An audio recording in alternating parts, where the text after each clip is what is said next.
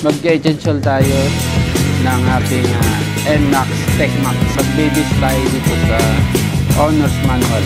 Ang gagamitin natin ay Motul Scooter Power LE or brakes.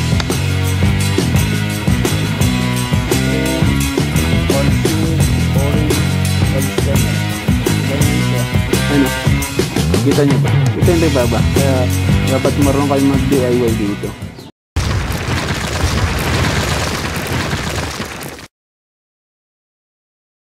Yo, what's up mga pengo? Welcome to another episode. On this episode ay mag-change oil tayo ng ating NMAX TechMax. Ito ay second change oil. Lalagay ko sa screen yung first change oil natin sa kasa. So, nasa 500 km pa lang, na-change oil natin siya ng first change oil. Share ko sa inyo kung paano ako mag-change oil. Pero, mag-babies tayo dito sa owner's manual. Step by step to. At hindi ko pa napapaandar yung engine nito mula kahapon. So, tignan muna natin yung gagamitin natin gamit saka engine oil. Yung first na ginamit kong engine oil ay Yamalube 80 Blue Core, yung puting takip. Ito yung mga gamit na ating gagamitin. Siyempre, yung engine oil natin. Ang gagamitin natin ay Motul Scooter Power LE 40 5W40 pang 4 stroke sa motor oil, pang scooter siya. Oil grade is Jeso MB.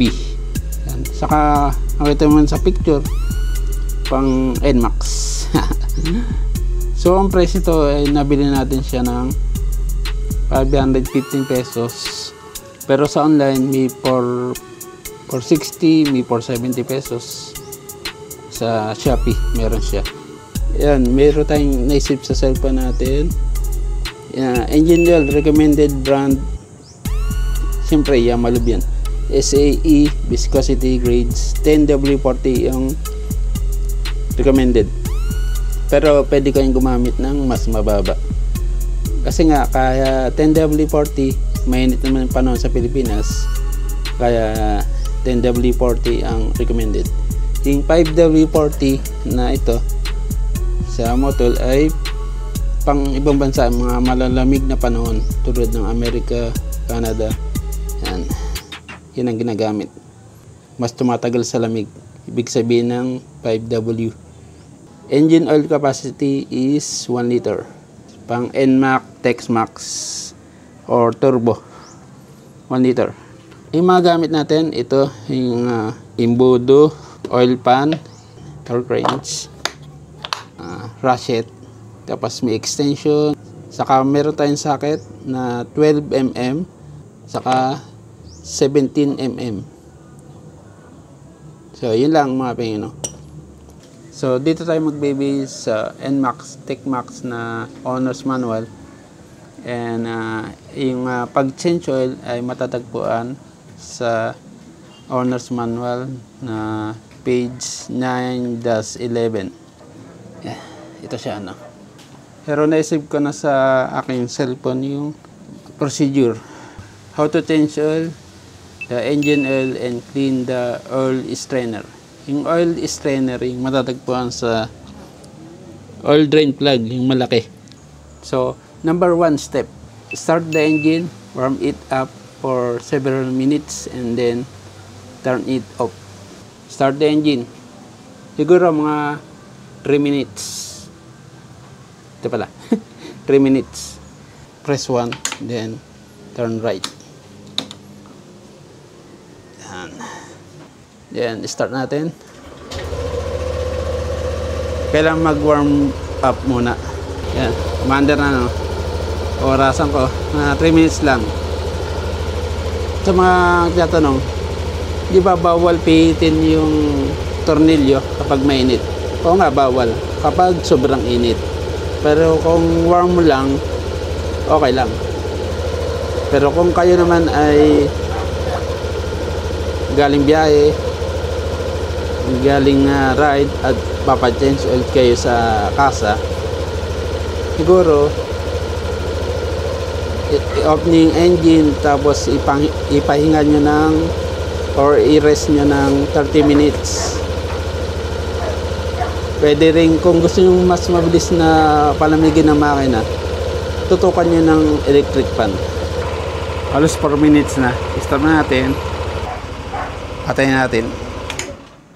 Yan. Step number 2. Place an oil pan under the engine to collect the used oil. Alright. Ito yun. Ito yung oil pan natin ngayon. Meron na bibili na malaki. Yung tank 7 liters. Pero ayaw naman natin yun na napakalaki. So ito na yung ginagamit ko. Mga bumili ka ng ice cream. Tapos pag naubos yung ice cream, ito yung gamitin nyo. Yan, dito natin lalagay. Medyo paling yun, no?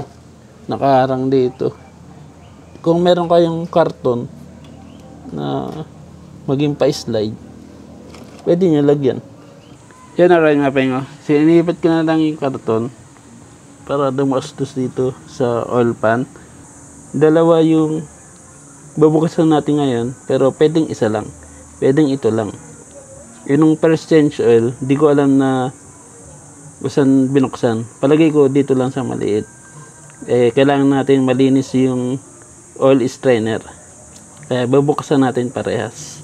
Kung babuksan parehas, ito lang yung una natin bubuksan, then sunod natin to. Let's go! So nauna pa yung paliwanag ko dun kasi sa procedure na dapat sasabihin ko. So step number 3, remove the engine oil filler cap and the engine oil drain bolts A and B to drain the oil from the crankcase. Crankcase yung makina.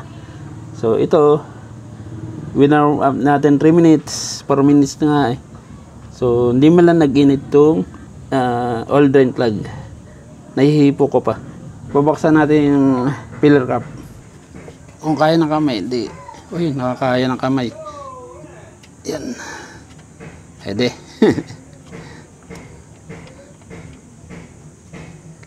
Alright. Engine oil cap, filler cap. Ito maximum level, then minimum level.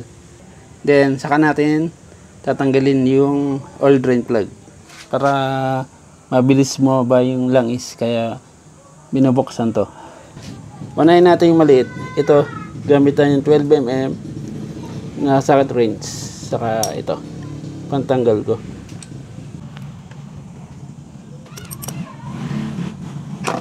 Oh, puta. Yeah, para sa natanggal siya, pwede nyo nang kamayin.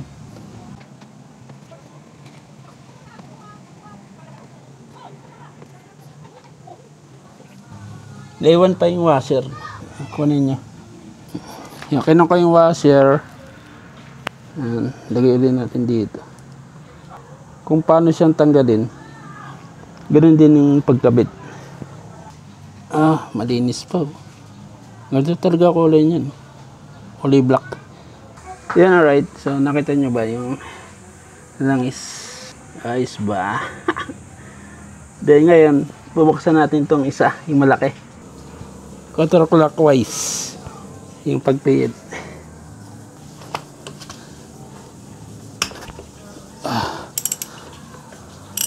Ingat lang sa pagtanggal niyan pag uninstall nito, kasi nga merong strainer ito tapos may spring.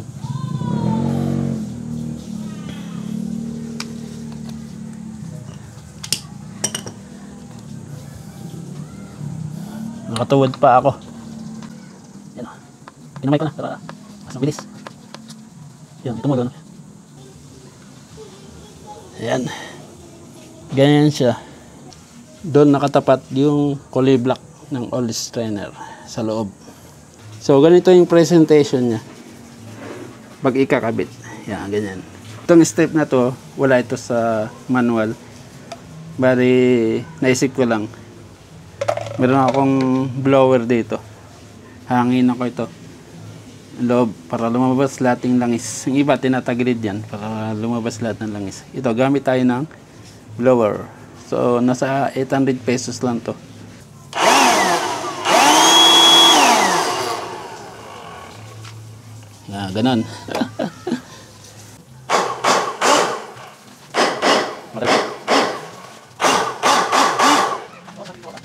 Yan, alright. Binamba ko. Nagtalsikan dito. You know, dapat punasan niya ng malinis na basahan to. Tapos, may notice siya na yung spring, compression spring, and oil strainer will fall out. Take care not to lose these parts. Yan. Number 4.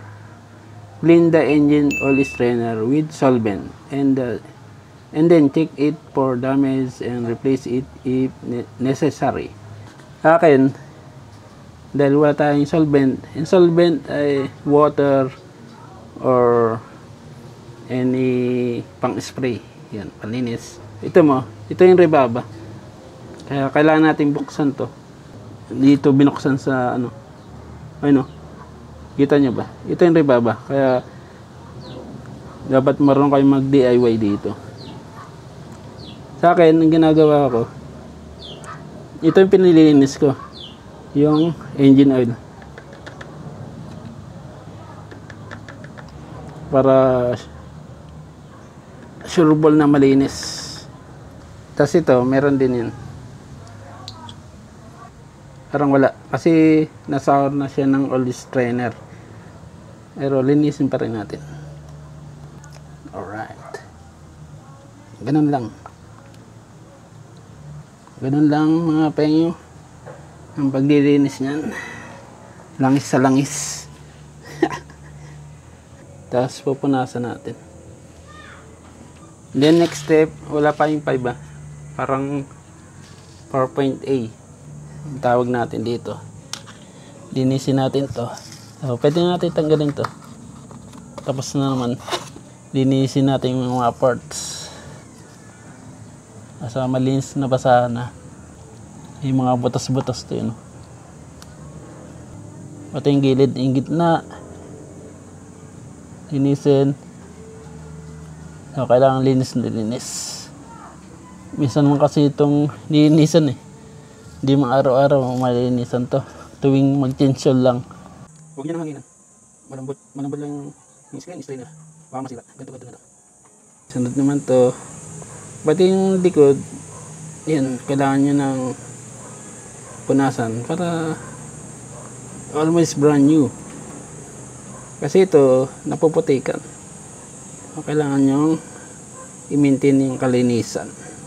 So, step number 5 na tayo. Install the engine oil strainer, compression spring, new o-ring, and engine oil drain board B. Pero kung ito lang tinanggal nyo, kasi yung iba, yung isa lang tinatanggal, ito lang maliit. So, ito lang yung kakabit nyo. Pero kung ito naman tinanggal nyo, yung engine oil drain board B, ganitong presentation yan. Dapat may o-ring, tapos may langis. Pero kung hinugasan nyo ng tubig, nawala na yung langis, so lagyan nyo ng langis dito. Dampian nyo ng langis. Yan, paikutin yung langis yan. Para hindi masira yung o-ring. Pero yung iba, o kaya sa manual, pag nag-change oil, palit bago ng o-ring. Eh tayo naman, okay pa. Kaya okay pa siyang gamitin. Pero sa manual, palit bago. Tapos spring, kahit magkabaliktad yan, okay lang. Spring, tapos oil strainer. Ayan, ganito siya. Ayan, nakita ko ha. Then, lagay niyo yung sa dito. May spring yan, kaya medyo lumalaban. I-push nyo ng konti. Tapos, ikot ng clockwise. Para mabilis. Yan, ganyan. Pero sa next change oil, kahit itong maliit lang, okay na. Kasi nalinisan natin oil strainer. Siguro gawin nyo, makalwaan.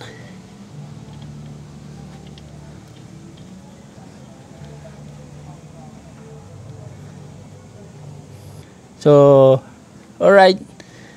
May ituturo ako sa inyo na technique sa mga walang torque wrench. So, step number 6, install engine oil drain bolt A. yung maliit na oil drain plug. And it's new gasket. So, katulad ng o-ring, kada change oil, palit. Pero tayo, di tayo na nagpalit kasi wala pang tagas. And then, tighten bolt drain bolts to their specified torques. So, kailangan niyang gumamit ng torque wrench. Yan. Kung wala, may ituturo ko sa inyo na taming pihit. Ito yung required or recommended ni Yamaha na tightening torque. Engine oil drain bolt A, yung maliit, 20 Nm of torque. Ganoon din sa engine oil drain bolt B, 20 Nm of torque. Bago natin gawin yon, ituturo ko sa inyo nung hindi pa ako gumagamit nito na torque wrench, yung pagpihit. So, yung maliit na tornilyo, yung oil drain bolt A, yung gagawin nating pamano-mano. So, ganito yung ginagawa ko. So, kung kailangan nyo ng extension, maglagay kayo, then lagay nyo yung box wrench ng 12 mm. Tapos, kailangan ito na yung pangpihit, ganitong kahaba. Huwag na kayong mag-extend kasi mas malakas yun pag may extension at mas mahaba yung hawakan. Ganito ginagawa ko dati para lang sa mga walang torque wrench. Sabagay, mura lang to. Hindi ko lang alam kung magkano. Mga 500, 600. Yung bili natin dyan. Mag-invest kayo sa mga nagdi-DIY. Ganito siya. Method 1, 2. Di ba nasagad nyo na yung yung tornilyo, yung bolt ng pakamay. So, dalawang baba o dalawang pihit yung ginagawa ko dito. 1, 2. Yan. Ganun lang. Ang tagal ko na ginagawa yun sa R15 at sa Sniper, sa Aerox. Yan. Ganun lang ginagawa ko. Method 1, 2. Yung ginawa natin na method 1, 2 sa pagpihit, estimate ko lang nasa 20 to 23. Okay lang na sumobra ng konti. Huwag lang masyadong malayo yung yung pihit or malakas. Isip pa naman yung ginawa natin na method 1, 2. Kapag wala kayong torque wrench na nabili o sa inyong bahay o sa inyong garahe. So tanggalin natin dahil may torque wrench naman tayo. Isasakto natin yung pihit. So lalagyan natin sa 20. Yan. Ito yung 20. Alright. Ito yan. 20 Nm of torque.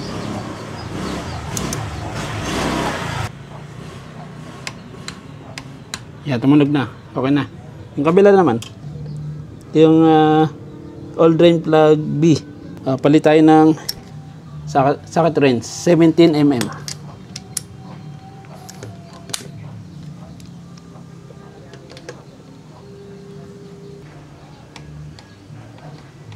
Yeah, okay na.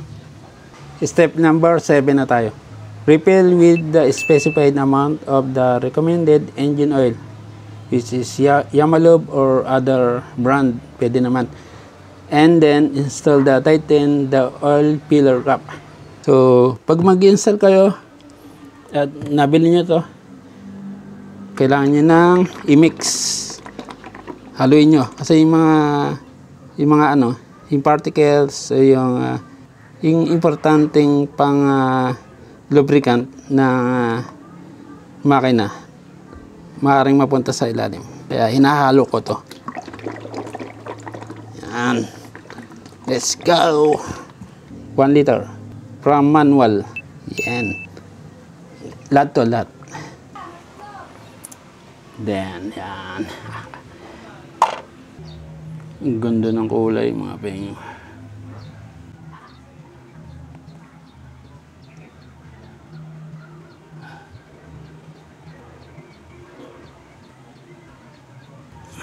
Ang ganda lubricant nito. Ito, ang tagal mo ba? Ibig sabihin, medyo malapot-lapot ng konti. Yan. Bago takpan, linisin nyo muna.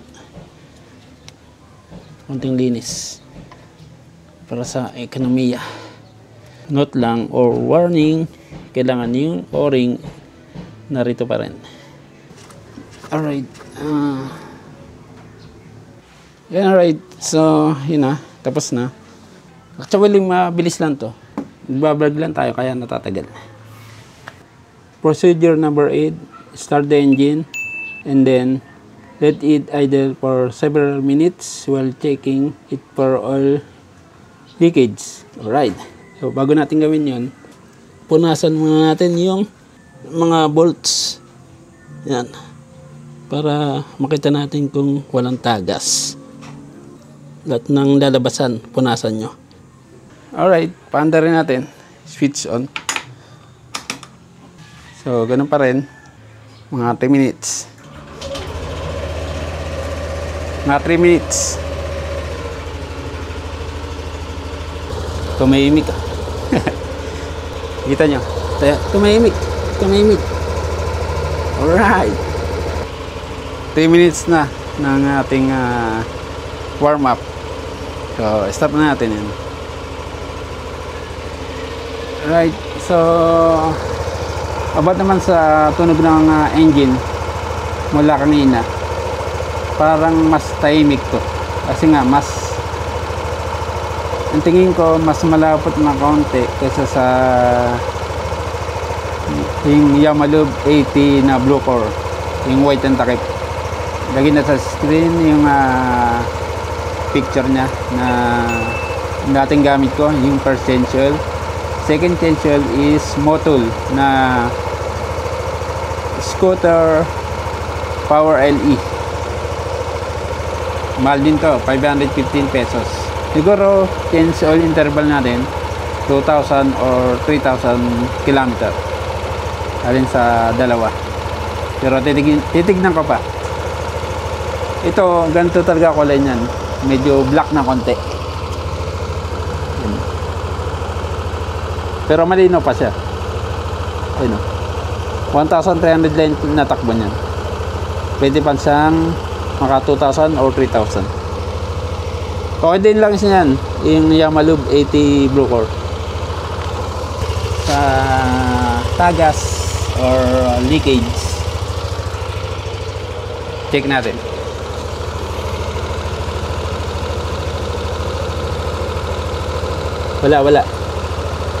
Wala siyang tagas. Okay, approved. Kaya pinapaandar natin wina-warm up para makita natin yung tagas. Kasi pag umaandar ang makina, may pressure yan. Ibig sabihin, pag may singaw, tatagas. Pero so far so good. Approve yung tension natin. Number 9 na tayo. Procedure number 9. Turn the engine off and then check the oil level and correct it if necessary. Kapag na-check nyo, medyo kulang. Kasi sa standard yata, NMAX B3 standard is 900 ml. Yun sabi nila, nabasa ko sa mga comments. So, pag kulang, pwede nyo nagdagan. Pag na-check nyo yung dipstick. Yan. Kaya meron siyang oil level. Minimum saka maximum level. Papakita ko sa screen. Gawa na natin number 9. Then number 10 is reset the oil change trip meter and oil change indicator, yung oil. Yan. Mamaya, gawin natin. Pero sa manual, makita nyo sa page 6-18 for reset procedures. Nasa manual yan. Sa manual booklet natin. Owner's manual ng NMAX TechMax. Yan, bago yan. So, ito yung gawain ko. Kasi ito, hindi ko tinatapon. Binibigay ko sa mga kakilala ko, pinsan ko, para magamit din nila. Para hindi sayang yung langis. Hinihingi niya kanina. Nanghihingi ng langis kanina. So, bibigay ko. Saka makita rin natin yung Hindi ko na isasama yung mga rebaba. So, nagtira tayo ng konti. Oh, yan. Makita nyo rito, may rebaba pa. Kaya maaga tayong mag-change oil. You know, may nakikita pa akong mga small particles. Ngayon, sa procedure na to, i-reset natin oil trip sa NMAX, TechMax mismo. Kung di mo kayo gumagamit ng Waconic apps, kahit dito na lang sa motor. So, on nyo lang yung motor. Alam nyo naman yung knob kung paano mag-on. Press nyo lang. Tapos, turn right. Yan. Press, okay. So, press nyo lang once. Mapunta na kayo dito. So, press up. Ito. Yan, ito. Pakita ko lang. Press up. Yan. Sa settings. Settings tayo. Then, press check. Check button. Tapos, punta ka sa information reset. Yan. Press OK. Tapos, punta ka sa maintenance reset. Yan. Ang reset mo dyan is yung oil. Yung task na yan. Yan. Press OK. Then, down arrow. Then, OK. Press OK. Yan. Zero na. So, yan na yung reset natin. Yun. What's up mga penyo? So, nakatapos na tayo ng pag-change oil mga penyo. Ito naman tension nito, kaya tumatagal ako. Nagbablog ako. Nag-iisip ako ng sasabihin or dapat na step by step. Mayroon pa nga ako nalilimutan, binabalik ako na lang. So, yun ang procedure by owner's manual. So, ako naman, nagdedepende ako sa owner's manual saka sa pagse-search. Lahat ng dapat natin malaman ay binabagay ko or sinesearch ko sa inyo para makapag-DIY tayo at yung mga dapat nating linisan, malinisan, katulad ng oil strainer, dapat malinisan yung rebaba, dapat maalis natin yun. Dapat sa first change oil, yun na yung tatanggalin nyo, hindi yung oil drain plug A, yun natanggal sa akin sa first change oil sa kasa. Kasi alam niyo naman sa kasa, mabilisan lang yung trabaho. Dahil meron na tayong torque wrench, mula nung nagka-big bike ako, bumili ako niyan, nag-invest tayo sa tamang pihit. Sa big bike naman, mahal ang pyesa, kaya nag-invest ako ng mga tools. So, yun lang yung step by step, mga penyo. So, comment na below kung ano yung procedure nyo. Tama ba yung ginawa ko? Yung procedure ko naman kasi sa owner's manual, mga engineer yung mga nag-lista or gumawa ng step by step niyan. So, maaaring tama tayo or maaaring mali sa paningin ng ibang tao. So, kayo na yung magde-decide kasi kayo namang mag-change oil, mag-DIY. Kung sa kasa, di natin alam kung masusunod yung procedure niyan. Pwede naman oil drain plug A lang yung tanggalin. Pero kung mas maganda, malinis yung oil strainer sa first and second change oil. Kasi nandun pa rin yung rebaba. Nakita nyo naman nung use oil natin. Mayroon tayong nakitang konting small particles. So, comment down below mga pengo. And kindly subscribe sa YouTube channel natin kung nagustuhan nyo yung aking vlog. Para sa mga future content natin at mga episode. Alright mga pengo. Hanggang sa muli sa another episode. Stay safe and rest safe always. And bye-bye. Pero comment din kayo kung anong gusto nyong malaman. Para may vlog rin natin sa future content natin. Huwag kayong mahiyang mag-comment at mag-like. At pakishare na rin ang ating mga content. Alright. Bye.